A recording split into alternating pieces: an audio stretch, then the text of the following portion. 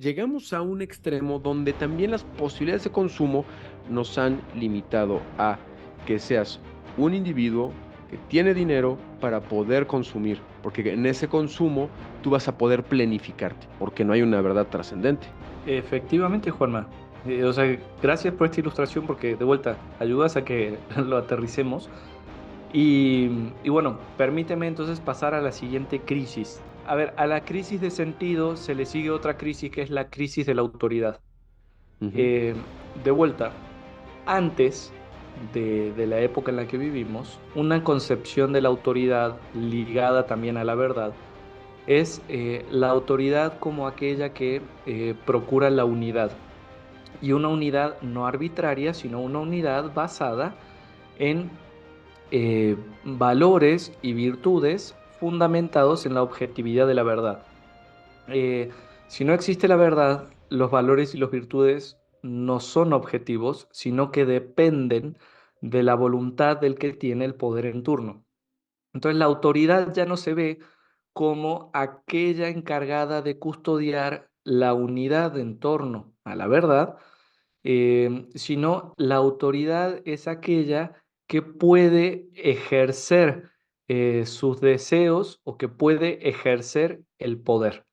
Entonces, la autoridad ya se ve esencialmente como algo coercitivo y además como un enemigo a vencer, porque ¿quién es la autoridad? El que puede más que yo. ¿Y cómo va? Y eso choca con nuestro individualismo cultural, choca con nuestro hedonismo cultural. Entonces, la autoridad siempre va a ser el enemigo a vencer, porque la autoridad no es quien procura mi bien y quien busca unirme, no es quien busca el bien común. La autoridad es quien puede e impone su agenda. Y esta crisis de autoridad la podemos hablar en dos sentidos. Primero, en una crisis de la autoridad en sí misma, o sea, vemos cómo hoy quienes tienen autoridad realmente funcionan de esta manera. Entonces, veamos, por ejemplo, el caso de Maduro en Venezuela, que es un caso muy ilustrativo de esto que estamos diciendo, o el caso de Macron y el Comité de los Juegos Olímpicos imponiendo toda una serie de agenda. ¿Por qué? Porque podían y querían y se hizo y se acabó. Pero también al revés, esto genera una crisis en la percepción de la autoridad.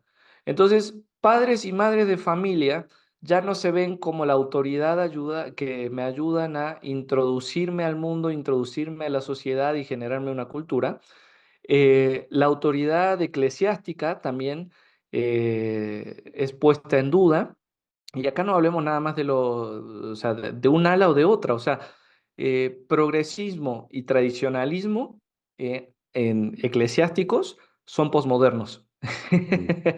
O sea, ¿por qué? Porque ambos responden a esta cuestión de crisis de la autoridad, en donde la autoridad quiere imponerme una agenda que a mí no me gusta, con la que Ujú. yo no me siento cómodo, que a mí no me parece. O sea, fíjate de vuelta, tenemos la crisis de autoridad, la crisis de sentido, un hedonismo o una crisis de poder, de por qué la autoridad va a poder más que lo que yo quiera.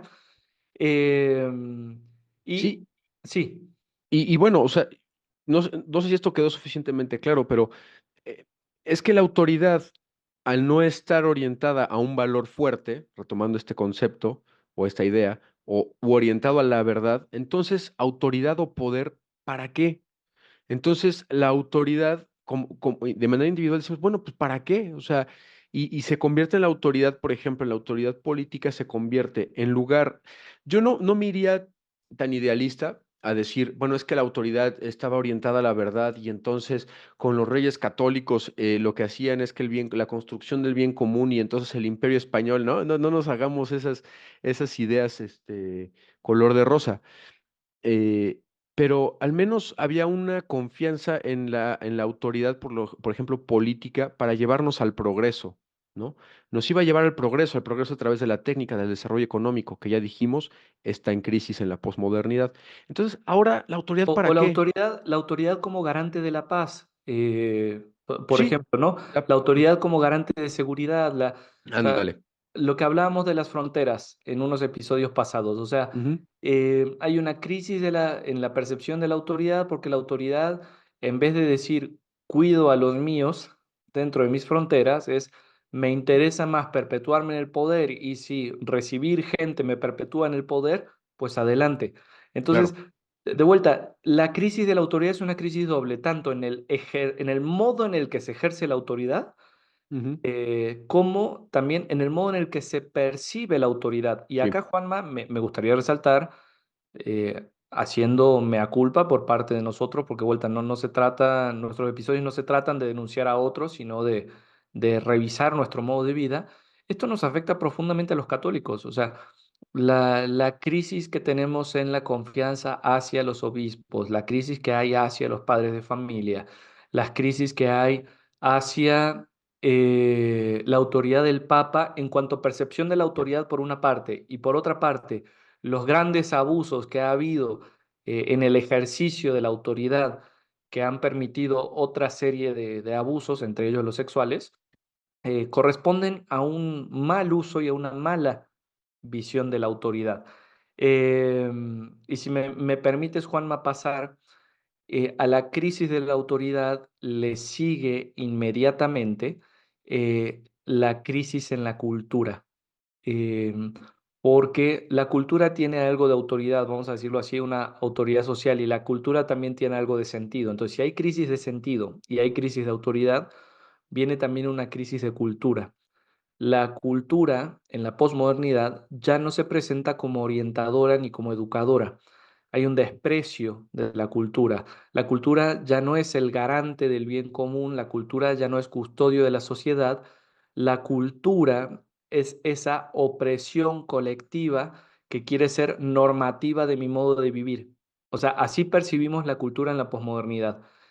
No como lo que me ayuda a crecer, no como lo que me ayuda a ser mejor persona, no como lo que me ayuda a tener una identidad definida. La cultura es ese elemento opresor, eh, normativo, que me va a estar limitando en mis deseos, en mi capacidad adquisitiva o en mi propio poder de hacer lo que se me da la gana. Y una fíjate, vez más, ese una, desprecio de la cultura se refleja en un desprecio de la belleza. O sea, miremos la inauguración de los Juegos Olímpicos. O sea, Ujú. aparte de la blasfemia que hubo con la representación de la última cena, em, todas las cosas que fueron mostrando de Francia no fueron cosas culturalmente bellas o no fueron las grandes obras de la literatura, no, representaron momentos y hechos históricos de poder o de placer, o de una imposición ideológica. O sea, es impresionante, ¿no? No sé cómo lo ves tú, Juanma. Sí, qué bueno que hablas de este tema de la inauguración de los Juegos Olímpicos. Eh, de hecho, los Juegos Olímpicos, cada inauguración, cada Juegos Olímpicos, cada 4 años, de alguna manera actualizan, o yo lo entiendo así, obviamente no es el todo, pero así lo entiendo como que actualizan el estado cultural de la humanidad, de cierta manera, o al menos el del país que está siendo el anfitrión. ¿No? Entonces, la demostración cultural que hizo París, en este caso, es la demostración de una cultura en crisis. Entonces nos dijo, miren, 2024 estamos en una cultura en crisis de identidad, en crisis de sentido, es una cultura en crisis. Entonces, estamos intentando poner como ejemplo cultural algo que va en contra de la cultura, ¿no? Porque al final lo que tú pones en esa palestra, lo que tú pones en ese espectáculo es, o lo que quisiéramos hacer es ver los elementos más valiosos de la cultura francesa, en este caso, los portentos de la capacidad física, atlética, intelectual, si quieres, se vale para una inauguración. En este caso, lo que nos quisieron demostrar, entre otras cosas, es la corrupción de la cultura a través de las crisis que hemos ido mencionando. La crisis de verdad, la crisis de identidad, la crisis de sentido, todo eso reflejado perfectamente. Y entonces, la cultura es la que estas expresiones culturales son las que nos permiten verlo mucho más evidente y por eso son tan estridentes. No, y es impresionante, o sea, a los que nos estén escuchando cuando termine el episodio, fíjense en cada una de las crisis que ya hemos mencionado y las que vamos a mencionar, y de verdad no fue a propósito y no lo hicimos así. pero revisen cada uno de los espectáculos que hubo en la inauguración de los Juegos Olímpicos y van a encontrar cómo hay una expresión de estas crisis. O sea, tenemos ante la crisis de autoridad una María Antonieta decapitada. Ante el hedonismo rampante tenemos la promoción de la pedofilia y los libros que mostraron en la biblioteca en uno de los pasajes que hubo en el video. Ante la crisis social tenemos toda esa división que hubo, hay una parte que manifestaron una lucha, o sea, el palacio que después fue la cárcel durante la Revolución Francesa, ante también muchas crisis que no me quiero adelantar, pero bueno, a propósito de esto, Juanma, ya que estamos entonces con la crisis de la cultura, Ujú. me gustaría pasar a la siguiente para que no se nos vaya haciendo Sí, más venga. larga. Eh, pero existe también entonces una crisis de pertenencia, que esta es una crisis a nivel social.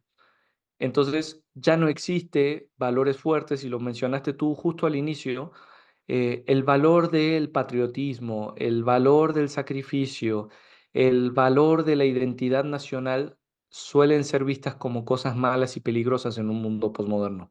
Ujú. De Incluso vuelta, algunos pertenencia a ciertos roles tradicionalmente identificados. O sea, yo soy padre de familia, ¿no? Por poner un ejemplo. ¿Qué es ser un padre de familia? Hoy es una y mil cosas. O sea, ya ni siquiera con eso hay una identificación fuerte. Ya no hay eh, un arraigo con esa idea. Ahora es ser padre de familia puede ser una y mil cosas. Puede ser un padre soltero con un vientre subrogado. Puede ser mil cosas. O sea, hoy ya puede ser mil cosas. Eso también entra en crisis. mira, pensemos por ejemplo ahora en toda la cuestión de la inclusión. Hasta hace no muchos años, cuando nosotros nos educábamos, uno todavía podía identificar características étnicas y, con ciertas nacionalidades. Entonces uno decía, los argentinos son así, los franceses son asá, los españoles son, etcétera, etcétera. O sea, y hoy en día no. De hecho, hoy en día hasta se considera algo negativo porque todo tiene que estar homogéneo. O sea, la crisis, si no hay historia, si no hay autoridad, si no hay valores en absoluto, ¿a qué perteneces? ¿A qué grupo perteneces? ¿Cuál es tu Mm. sentido de pertenencia? Si la autoridad es lo que te quiere imponer de verdad, puedes sentirte parte de tu nación si no hay historia ni autoridad válida. De verdad, puedes sentirte parte integral de la iglesia y entonces la crisis de pertenencia va generando una atomización de pequeños grupos. Y Sí, eso, Juanma, me parece que tú puedes decir mucho más. sí, sí, bueno, o sea, que es una atomización de identidades, o sea, y esto además reconecta con el sentimentalismo que ya hablabas. Yo ahorita me siento que pertenezco más a el grupo de las personas que les encanta este tipo de música o el tipo de personas que tienen esta identidad sexual o me identifico y entonces en lugar de tener una identidad que podría ser nacional, familiar, comunitaria, basada en la lingüística, una historia compartida, tradiciones, etcétera, ahora hay, vuelvo una vez más al término, mercado, pero mercado de etiquetas, en el que yo puedo pertenecer a la etiqueta que propone que proponen las ideologías de género, o puedo ponerme una etiqueta de cierto movimiento tradicionalista, o me puedo poner una etiqueta de cualquiera. Y además, Pater, esa etiqueta hoy la tengo, mañana me la quito, pasado mañana uso otra, porque además, pues no hay un arraigo social en el que al menos digan, oye, pues estás medio pirado, ¿no? O sea, ya lo que te dicen es, ah, está feliz, lo que decías tú, bueno, eso es lo que lo hace feliz. Hoy se declaró musulmán, mañana católico, pasado mañana de otra cosa. Bueno, es feliz. Efectivamente hablando. Y además, en esta fragmentación o atomización por grupos que genera la crisis de pertenencia, también genera algo, una violencia social profunda. Porque si no existe una identidad positiva marcada por, o sea, identidad positiva marcada por yo pertenezco a esto a causa de A, B, C, D, E, lo que la crisis de pertenencia lo que termina generando es yo soy esto porque no soy aquello. ¿No? Entonces, Mm. lo vemos particularmente en toda la cultura drag, trans, LGTB, JKL, que también ya hemos hablado como cultura perversa y que se volvió a ver en los Juegos Olímpicos, ¿Cuál es el tema? Mi identidad se construye a través de la diferencia con el otro. Mi identidad se construye en la lucha. Entonces, ¿contra qué tengo que luchar? ¿Contra qué otras fuerzas de poder, contra qué fuerzas normativas tengo que luchar para hacer lo que yo quiero hacer y sentirme como yo quiero sentirme?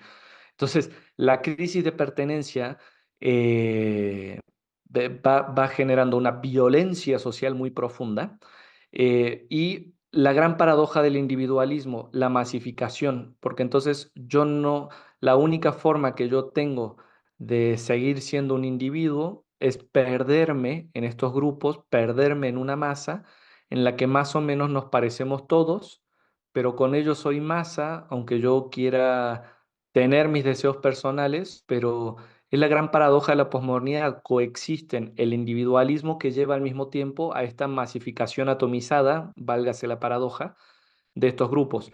Y esto, Juanma, perdón, voy a tratar de ir más rápido, pero genera otra cosa, la crisis de identidad, y esto ya está en un nivel personal.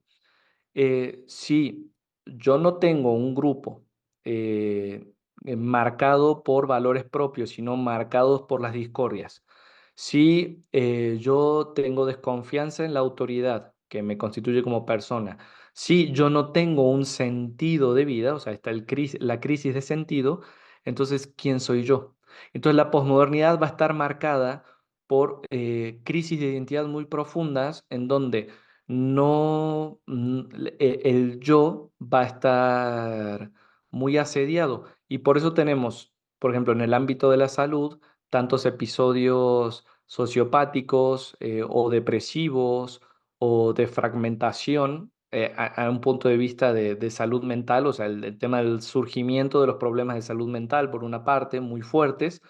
Por otra parte, vamos a encontrar como característica de esta crisis de identidad que genera la posmodernidad el desprecio del cuerpo, que lo vamos a ver tanto de vuelta en las ideologías de género en general, pero también en los transhumanismos, sobre el cual hablaremos en otro episodio. O sea, el cuerpo como una herramienta para sentir placer, el cuerpo como herramienta que responde a mis deseos, que responde a mi voluntad, ¿no? De vuelta, no solamente en las cuestiones de las teorías de género, en donde el cuerpo se ve como aquello que yo puedo manejar a voluntad, sino también en otras cuestiones, de vuelta, como el transhumanismo, a los cuales invito a quien no están escuchando que ya revisen el episodio, que probablemente habrá salido cuando escuchen esto, este, que es esta cuestión de el cuerpo humano lo puedo modificar para que responda a mi voluntad de poder sobre la realidad. Y a Y fines pragmáticos normalmente. Es otro finalmente, tema. ¿no? Entonces, y si además no tengo cultura, no tengo familia unida, no tengo esto, es decir, la crisis de identidad personal es una experiencia real y profunda de la posmodernidad que vivimos. Y esto lleva, Juanma, perdóname, a una huida al pasado. O perdón, permíteme decir otra crisis antes. La crisis de identidad genera también una o responde también a una crisis de la historia. No existe la historia en cuanto a experiencia común de la humanidad. No existe la historia en cuanto sentido de la humanidad que de algún modo va avanzando hacia alguna parte. Si no hay sentido, no hay historia. Si hay individualismo, no hay comunidad. Si no hay comunidad ni sentido, la historia se pierde. ¿Qué es lo que cambia la posmodernidad? En vez de haber historia, hay relatos. ¿Y cuál es la característica del relato? Los cuenta quien puede, los cuenta quien tiene el garrote. Entonces ya no existe la historia en cuanto a lo que la humanidad ha vivido, existen los relatos, que es lo que el grupo de poder en turno cuenta para sus fines propios de poder, de dinero o pragmáticos. O sea, de vuelta, ¿ves cómo todo va cerrando? Y en ese sentido, de vuelta, volvamos a los Juegos Olímpicos, la manifestación de sucesión de eventos que se hizo en la inauguración es eso, es decir, no hay historia, hay un relato nacional de qué es lo que queremos que sea Francia, porque nosotros podemos. Entonces, Francia es abierta a la inclusión, Francia es abierta a la pedofilia, Francia es abierta a la cultura queer, trans, etcétera. Francia no respeta la religión, Francia tiene los valores revolucionarios, no hay historia, hay relato. Ujú. Sí, justo como dices, se convierte en el relato de la persona en el poder. Que aquí, por otro lado, también lleva a ciertos excesos en los que también es un fenómeno posmoderno, que es el entender todas las relaciones humanas como relaciones de poder y dominación, o dominación-sumisión, ¿no? Que esto es una propuesta importante y que también está basada en uno de los grandes filósofos, ya mencionabas a Nietzsche, pero otros grandes filósofos fundamentales para entender la posmodernidad, que es Foucault, de hecho francés, que también habla mucho de estos elementos de poder. Y quizá no me regresaría mucho a estos temas, creo que los has elaborado muy bien, pero reflexionar con qué nos quedamos, ¿no? Frente a esta crisis, ahorita hablábamos de que el fin o el sentido se convierte esta trinidad perversa, ¿no? Del poder, el dinero y el placer o el hedonismo. Pero, ¿con qué más nos quedamos? Nos quedamos sin asideros, ¿no? O sea, no hay lugares de referencia, no hay valores sobre los cuales sostenerme. Y empezamos a recurrir a cosas bien raras, Pater. Empezamos a recurrir, ya decíamos, a las etiquetas, pero un fenómeno que también es súper actual es el de los ídolos, ¿no? Recurrimos y digo, no voy a satanizar ni mucho menos, nada más es para ejemplificar porque no son malos per se, pero pues el fenómeno que tenemos por ejemplo, con los grandes atletas, o por ejemplo, ahorita el fenómeno que se ve súper evidente, el de Taylor Swift, ¿no? Que es el ídolo, y entonces se convierte en un ícono en sí mismo, se convierte o es ángel o es demonio. Entonces, si yo estoy con X persona que además es perfecta en sí misma porque me representa, porque me no sé qué, me no sé cuál, independientemente de su valor intrínseco, del valor intrínseco de las cosas que hace, sino que es la persona con la que me identifico por X, pero solamente esa persona o es dos, tres, cuatro ídolos que son ángeles, ¿no? O sea, son incapaces de equivocarse, o sea, entonces no tenemos una percepción realista humana que somos personas que somos falibles y tenemos una naturaleza caída que puede pecar, etcétera, etcétera, o la contraparte, que contribuye con esto que decías de que estamos en unas identidades dispersas, rígidas por el conflicto. Y eso tiene que ver con que el otro es un ídolo perverso, es un demonio, tampoco hay bien, ¿no? Así como en mi ídolo hay pura bondad, en el ídolo de otro hay pura maldad, es un demonio. Entonces eso también nos mete en dicotomías completamente irracionales y que van contrarias a cualquier tema de pensamiento crítico, que es lo que tanto hemos intentado poner aquí, ¿no? Efectivamente, Juanma, y además, fíjate cómo responde justamente a la crisis de identidad, a la crisis de historia, a la crisis de sentido, o sea, todo, porque entonces, ¿quién es mi ídolo? Como que en el sentido argentino, ¿no? Es mi punto de referencia para todo lo que voy a vivir. El que me Entonces, guía, mi moda, mi forma de pensar, mi forma de relacionarme con los demás va a estar marcada por el ídolo. sí. O por mi referente, por mi crack, pónganle la palabra que quieran. Y en todos los sentidos, entonces ya no sigo al ídolo porque me muestra un auténtico camino de vida, sino porque responda a mis intereses y me ayuda a dar una cohesión en ¿Cohesión? donde no la encuentro, ¿no? Y de vuelta, esto para todos lados, porque no solamente pasa en el ámbito no católico, nos pasa también a los católicos, ¿no? En donde buscamos nuestros referentes ultras, no porque nos guíen a Cristo, no porque nos muestren la verdad, no porque nos ayuden a ser mejores cristianos, sino porque me dan un sentido de identidad ahí donde parece que no lo encuentro, ¿no? Y, y esto de vuelta, ¿por qué nos pasa también a nosotros? ¿Porque somos malos? No, porque somos hijos de nuestro tiempo. Ujú. Y mira, paradójicamente acabo de ver otra característica de la posmodernidad que no había notado, que es la, la incapacidad para aceptar nuestras limitaciones. No nos gustan nuestras limitaciones, no nos gusta sentirnos limitados. Si nos pasa algo malo es culpa de Dios. Si no me va tan bien como debo, es que estoy haciendo algo mal, porque debería irme bien.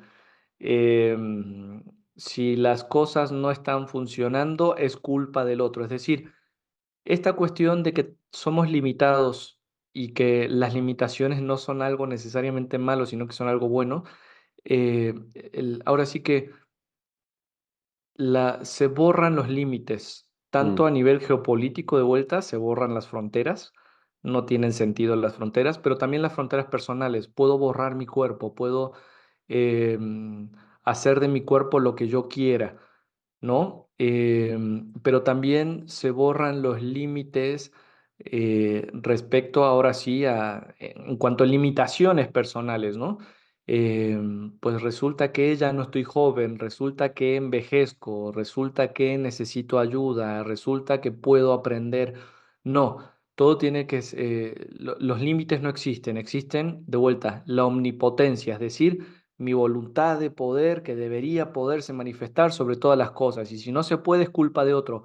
Fíjense cómo en el ámbito católico esto nos pasa también en nuestra relación con Dios, cómo las formas que tenemos de enojarnos con Dios es si no encuentro novia, si no encuentro novio en el caso de las niñas, si no puedo tener hijos, si no tengo el trabajo ideal, si me pasó alguna desgracia, si me enfermé, si se murió algún familiar, es culpa de Dios que Él manifiesta su voluntad de poder en contra de lo que yo quiero, mira, entonces Él es el malo. O sea, eh, fíjate cómo de tienes vuelta, y ahí tenemos crisis de sentido, crisis de la autoridad, crisis de nuestras limitaciones, o sea, se nos va juntando todo poco a poco, Juanma.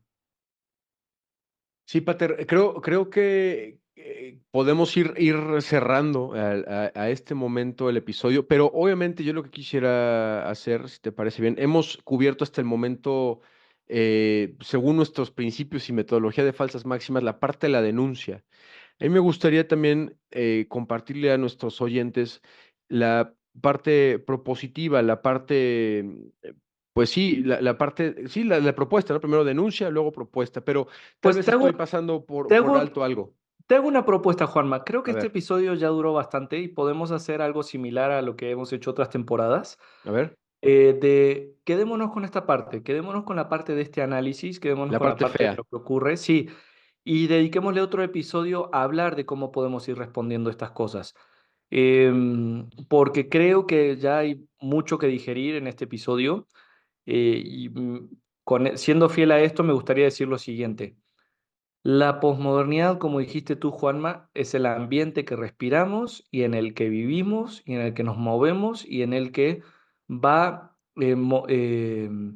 marcando nuestra forma de vivir. Esa es nuestra realidad. Estas crisis de sentido, estas crisis de la historia, estas crisis de identidad, esta crisis de pertenencia y todas las otras que hemos mencionado, no son crisis ajenas a nuestra vida. Nos están pasando, nos ocurren, las podemos ver hacia afuera, pero creo que lo importante es reconocer cómo nos están ocurriendo también a nosotros, porque solamente si partimos de nuestra realidad humilde, de vuelta, de aceptar las limitaciones, es que podemos empezar a encontrar una salida a esto que vivimos y una salida propositiva, una salida creativa. Yo espero, Juanma, que este episodio haya ayudado a iluminar la situación, tanto nuestra personal como de las que nos están escuchando, para que así, teniendo un buen análisis de lo que estamos viviendo, podamos ya pasar a algo propositivo, algo creativo, en el que espero que sea en el próximo episodio. Y yo con eso terminaría, Juanma. Yo no agregaría nada más, Pater, más que decirle a nuestros amables oyentes que pues estén pendientes a la continuación en esta parte más propositiva.